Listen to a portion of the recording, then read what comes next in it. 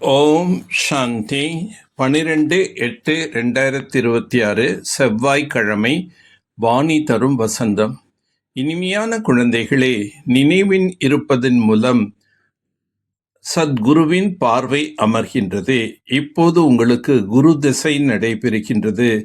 ஆதலால் நீங்கள் முன்னேறும் கலையில் இருக்கிறீர்கள்.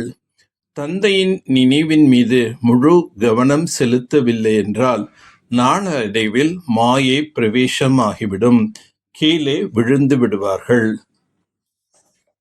தேகம் அபிமானம் உடையவர்களாக ஆகி பல தவறுகள் செய்து கொண்டே இருப்பார்கள். மாயை தவறான காரியங்களை செய்வித்து கொண்டே இருக்கும். தூய்மையை இழக்கச் செய்துவிடும். நிரந்தரமாக நினைவில் இருப்பதற்கு வாயில் கூழாங்கற்களை போட்டுக் கொள்ளுங்கள். அதாவது கோபப்படாதீர்கள். தேகம் உட்பட அனைத்தையும் மறந்து நான் ஆத்மா, பரமாத்மாவின் குழந்தை என்று பயிற்சி செய்யுங்கள்.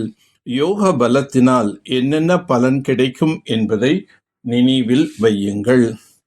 எப்போது பாவம் அதிகரிக்கின்றதோ, அதாவது மனிதர்கள் பாவ ஆத்மாக்களாக ஆகிவிடுகிறார்களோ, அப்போதான் அனைவரையும் தூய்மையாக ஆக்குகின்ற தந்தை வருகின்றார். வந்து தூய்மையற்றவர்களை தூய்மையாக ஆக்குகின்றார். இந்த நேரத்தில் எல்லையற்ற தந்தையின் மூலம் எல்லையற்ற திசை, குரு திசை உங்களுக்கு நடைபெற்று கொண்டிருக்கின்றது. ஒவ்வொரு ஆத்மாவுக்கும் அவரது தர்மத்தில் அவரவருக்கென்று பாகம் கிடைத்திருக்கின்றது.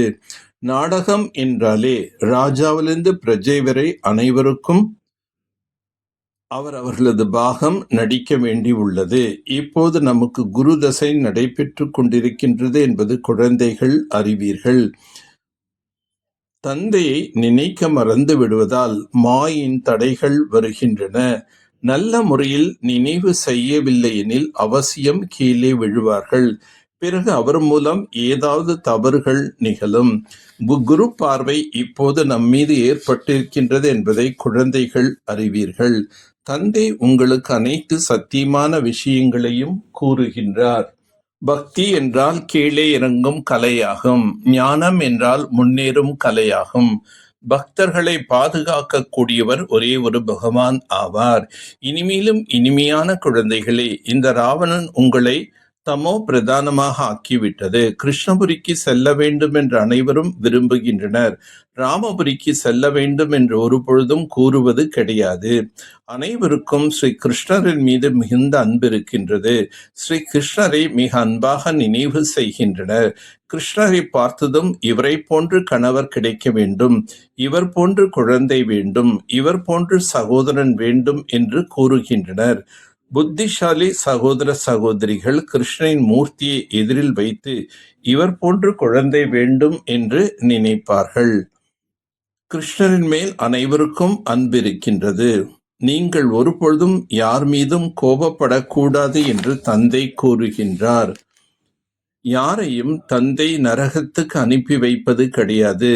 தந்தை அனைவரின் துக்கத்தை போக்கி சுகம் கொடுப்பவர் அல்லவா? மாயின் புயல்கள் மிகவும் நல்ல நல்ல குழந்தைகளையும் கீழே தள்ளிவிடுகின்றது. யோகாவில் முழுமையாக இல்லையெனில் மாயை தடைகளை உருவாக்குகின்றது. தந்தையின் குழந்தையாக ஆகி தூய்மைக்கான உறுதிமொழி எடுத்துக்கொண்ட பிறகு விகாரத்தில் விழுந்துவிட்டால் பிறகு பெயர் என்பது கெட்டுவிடும். காமத்திடம் ஒருபோதும் அடி வாங்கக்கூடாது என்று தந்தை கூறுகின்றார். இங்கு இரத்த நதி பாயும் என்று குழந்தைகள் அறிவீர்கள். நல்ல நல்ல முதல் தரமான குழந்தைகள் காணாமல் போய்விட்டனர். அதிகமாக காட்சி பார்த்தவர்களும் சென்று திருமணம் செய்து கொண்டனர். மாயை எப்படியெல்லாம் இருக்கின்றது, ஆச்சரியமாக இருக்கின்றது. அதிர்ஷ்டம் எவ்வாறு தலைகீழாக ஆகிவிடுகின்றது. நல்ல நல்ல பாகங்களை நடித்து கொண்டிருந்தனர். கஷ்டமான நேரத்தில் அதிக உதவிகளும் செய்திருக்கின்றனர். இருப்பினும் இன்று கிடையாது. அதனால்தான் தந்தை கூறுகின்றார், மாயையோ நீ மிகவும் வலிமையுடையதாக இருக்கின்றாய். தன்னை திர்கால தர்ஷி என்று கூறக்கூடிய சக்தி வேறு யாரிடத்திலும் கிடையாது. திரிகால தர்ஷிகளாக பிராமணர்கள் தான் ஆகின்றனர். ஒரு தந்தை தவிர வேறு யாருக்கும் இந்த அளவுக்கு மகிமைகள் கிடையாது. தந்தை தான் உயர்ந்ததிலும் உயர்ந்தவராக இருக்கின்றார். தந்தையின் நினைவில் இருப்பதற்காக வாயினால் எதுவும் பேசக்கூடாது. வாயில் கூழாங்கற்களை போட்டுக்கொண்டால் கோபம் அழிந்துவிடும். யாரிடமும் கோபித்துக் கொள்ளக்கூடாது. இந்த துக்க தாமம் இப்போது தீப்பற்றி எரியப் போகின்றது. ஆதலால் இதை மறந்து புது உலகை நினைவு செய்ய வேண்டும். தந்தையிடம் செய்த தூய்மைக்கான உறுதிமொழியில் உறுதியாக இருக்க வேண்டும். நிராகார ஸ்திதி அபியாசத்தின் மூலம் நான் என்பதை முடித்துவிடக்கூடிய அகங்காரி ஆகுக. தற்சமயம் அனைத்திலும் நுட்பமான மற்றும் அழகான கயிறு இது நான் என்பதாகும். இந்த நான் என்ற சொல் தேக அபிமானத்திலிருந்து அப்பால் கொண்டு செல்லக்கூடியதும் ஆகும். இதுவே தேக அபிமானத்தில் கொண்டு வரக்கூடியதாகவும் ஆகும். எப்போது நான் என்பது தலைகீழான ரூபத்தில் வருகின்றதோ அப்போது பாபாவுக்கு அன்பானவராக ஆகுவதற்கு பதிலாக யாராவது ஒரு ஆத்மாவின் பெயர் புகழ் பெருமைக்கு அன்பானவராக ஆக்கி விடுகின்றது. இந்த பந்தனத்திலிருந்து விடுபடுவதற்காக நிரந்தர நிராகார ஸ்திதியில் நிலைத்திருந்து சாக்காரத்தில் வாருங்கள். இந்த அபியாசத்தை இயற்கையான இயல்பாக ஆக்கிக் கொள்வீர்களானால் அகங்காரியாக ஆகிவிடுவீர்கள். யாராவது ஒருவரின் கெட்ட அல்லது நல்ல விஷயத்தை கேட்டு சங்கல்பத்தில் கூட வெறுப்புணர்வு வருவது என்பதும் கூட மற்றவர்களின் வழியாகும். சங்கல்பம் அல்லது கனவில் கூட எப்போது அப்பவித்திரதாவின் அம்சம் மாத்திரம் இல்லாமல் இருக்கின்றதோ அவரை உண்மையான பிராமணர் என சொல்வார்கள்.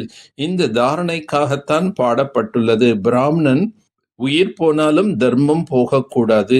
அந்த மாதிரி தைரியம் வேண்டும். அம்மாதிரி தைரியம் திட சங்கல்பம் செய்பவர்கள் எந்த சூழ்நிலைகளும் தங்கள் தர்மம் அதாவது தாரணைக்கு எதை சகித்து கொள்ள வேண்டியதாக இருந்தாலும் தியாகம் செய்ய வேண்டியதாக இருந்தாலும் சகித்து கொள்ள வேண்டியிருக்கும், எதிர்கொள்ள வேண்டியதற்கும் தைரியம் வேண்டியதற்கும். அப்போது குஷியோடு செல்வார்கள், பின்வாங்க மாட்டார்கள். நல்லது. ஓம் சாந்தி.